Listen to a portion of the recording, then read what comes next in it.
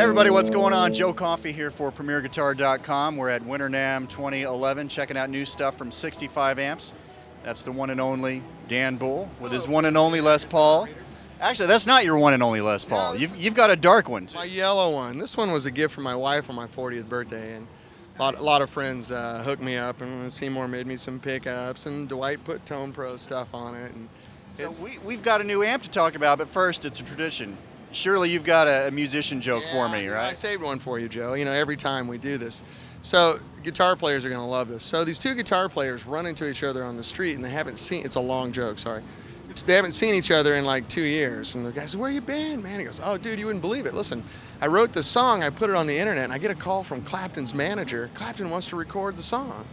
"Oh my God, you're kidding. I didn't hear a word about that. That's fantastic." He goes, "Wait, it just starts, right?" So they're cutting the song, and I get a call from Clapton. He says, "Dude, you got to come in and play the solo that you did on your track." "Oh my God, that's fantastic. How did I never hear about this? Congratulations." He goes, "Wait, it gets better." So we're in the studio cutting the song. Clapton says, "This needs to be a single."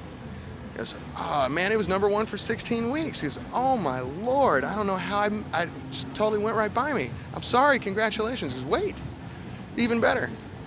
I get this call. He says, "Man, you got to come play on the tour with us." The other guys, "Get out of here. You went on a tour." Clapton was here for a whole year. "I didn't hear a word about this. Fantastic." Because yeah, it was kind of weird though. Like I did the tour and I kind of got used to playing every night. So I got the bug and I went down and sat in with the band at the Holiday Inn. And I hadn't played cover music in so long, I really sucked. He goes, "Yeah, I heard about that." Oh, this is the Empire. Tell us, what is this all about? Well, the Empire has been sort of fantasy of Peter and mine's for years now. Peter and I are, you know, as you guys already know, incredibly nerdy about old British amps, and we've dissected them and researched them and bought dozens of examples of them. And there's sort of three classic voices, you know, of our favorite British amp company that comes from London that I can't talk about. But there's sort of the early period, you know, which is into that sort of Townsend-y, high wattish, sort of big, fat, clean sound, which I'll show you. And then you take those amps and you heat them up. You kind of go down to Australia and get that sound. And then the second period that was really popular with this company was kind of 68 to 72 and has a very distinct, fat, dirty sound, very dirty, a little bit of mayhem and chaos in there. And then the third version, you know, Peter and I used to like to hot rod, you know, 70s British amps in the 80s.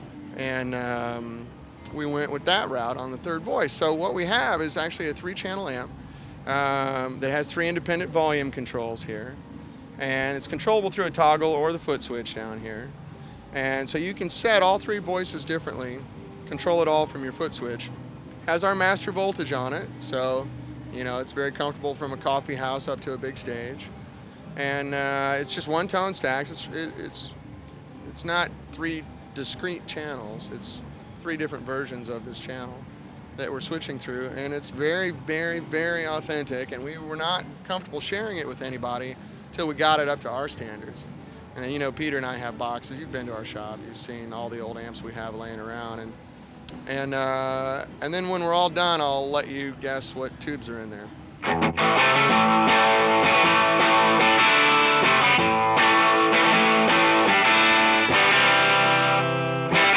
That sort of thing.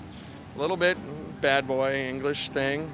You hear all that percussive attack. That's one of the hallmark things. It seems to get missed when everybody tries to do these old amps, but it's like playing a drum, so you can just lay into this thing as hard as you want. It's very, very fun. But let's take this and heat this channel up a little bit. I don't know if you guys can see that. I'm taking it from about 5.5 up to 8. And then we kind of get down into that sort of Australian sound.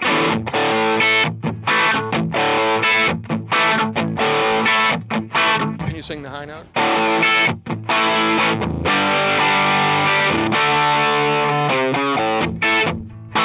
That sort of thing. I kind of like this channel a little cooler for a good rhythm sound, you know.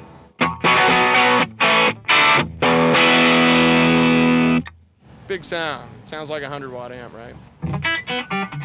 So anyway, we go to the second channel.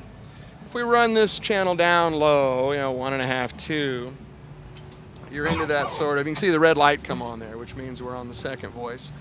You get into that sort of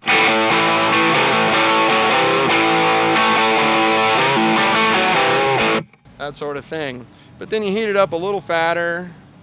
We're going up to a little over 4 now. Getting into my favorite dude from Texas, right?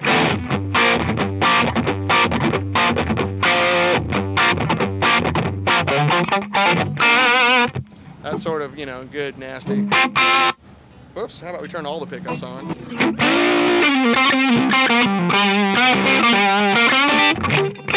I can't play guitar.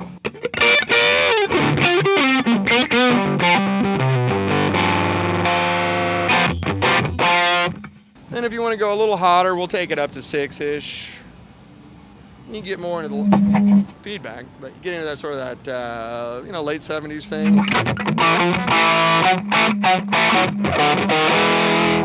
That's what I'm trying to not feedback here.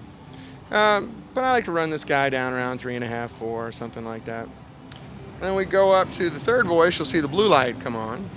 It's all done on the foot switch. You're getting into sort of hot rodded, really gassed up British amps, So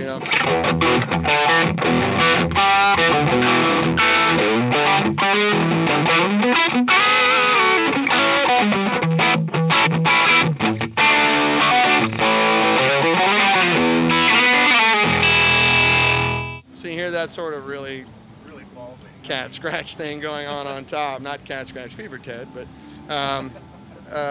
it's just got that snarling sort of thing. If I knew any Guns N' Roses licks, I'd play them, but I'm that old.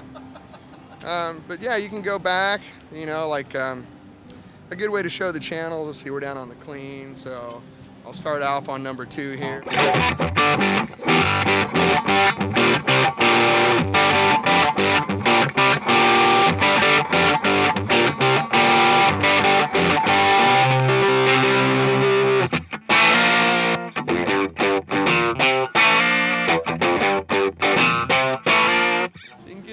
as hell, man. A lot of vocabulary just on your foot, and you can go from the clean all the way up to the full tilt with the number 2 switch.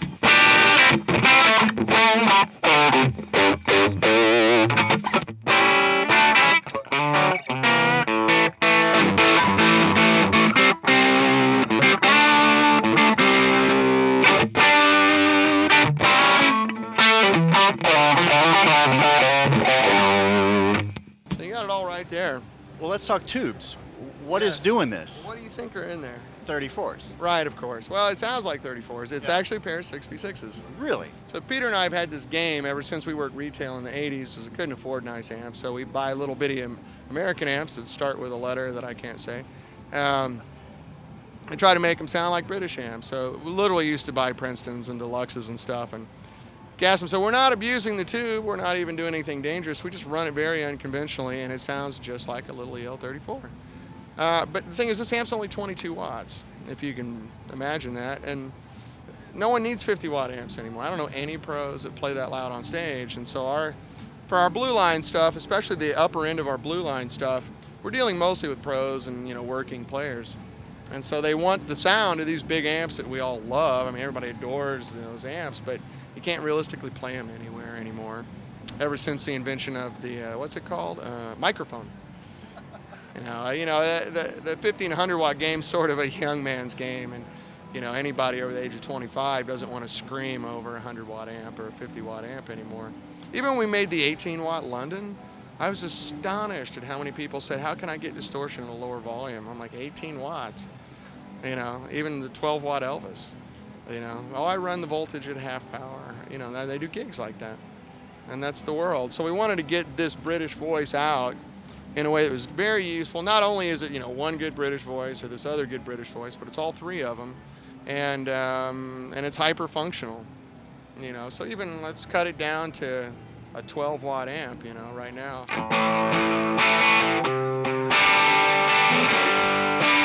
You still hear the...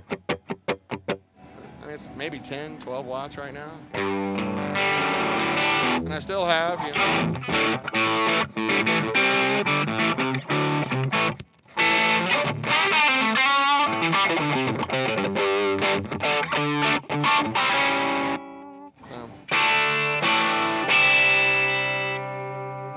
There's probably stuff in there you don't want to talk about. We can't tell the world everything, but Well, I mean, what should we know as far as, the guys who are into amp designing and whatnot? I mean, 3 channels, this is still hand wired? Still hand wired. Yeah, there's a lot of 3-level relays in there doing some complicated stuff to switch all this stuff around. There is a passive effects loop too.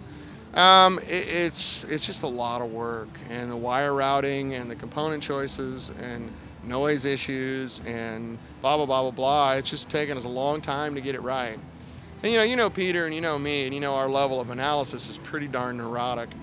And we're chasing this thing we've been in love with since we were little kids. So it's a big conundrum for everybody. I want to play my 100-watt, you know what, but I can't. I own a couple of them, and I fire them up for 5 minutes every 5th Sunday, and they're so loud they make me nauseous. But I still love them. So it's sort of, for me, honestly, without being dramatic, it's kind of a fantasy. I've always wanted to play. You've seen my old amps at the shop. I don't know if I've ever played them when you're there, but man, they sound good. I mean, it's just, holy cow, nothing makes me happier. And that's the amp that I gigged with for 12 years. The list price on this is $2,900 right now. It might go up a little bit in the spring just because some of our suppliers are raising prices on us. But for right now, it's just $2,900 street price. And our map is our street. There's no discount on our products. So my dealers don't have to fight, How soon could somebody get one of these? Well, right now, this is the first time it's ever happened. We got about 30 of these on pre-orders. And people putting down money. Normally we just say, no, it's not ready. And people start saying, I'm going to give you money for that. I'm like, we don't do that. And then I say, okay, why don't you give me $1,000 and I'll put you in the list, thinking they would go away, And 30 people have said yes. Now I got people saying, if I pay full price up front, can I get it at the beginning of the list? And I'm like, I can't really do that. So we're in an interesting position with this one. I think it's meeting that little thing that we all want. I mean, I want it. Most guys want it. And they can go out and gig with something that sounds like the proper amp. This will be on YouTube for a while, so in case you're curious, we're taping this mid-January 2011, and people want to find out more to check up on the latest and get a hold of you guys and whatnot. What's the website? I'm sorry. It's 65 amp. People are interrupting us. Those men wanted to have, never mind. We saw Trading Places, right? We're at 65amps.com. I'm on Facebook under Dan Bull or 65amps. And then also, I'm doing my weekly web broadcast, which I think you guys have seen on Ustream, every Wednesday at 12 Pacific. So I'm playing these amps, talking about them, taking questions, all those sorts of things. And so visit me, bug me, call me, whatever you need to do, it's fine. Before you take us out, one more time, what tubes are in there? 6V6s. Yeah, it's 22 watts. It's kind of hard to... You don't get that out of, so, yeah, it's, I admit, it's a little bit of a hat trick, and it didn't always go well. It took us a long time to get it right. But, even a blind squirrel will find a nut once in a while, so. Yeah. Sounds great. I'm Joe Coffey. You're watching PremierGuitar.com. Go ahead. All right, thanks, guys.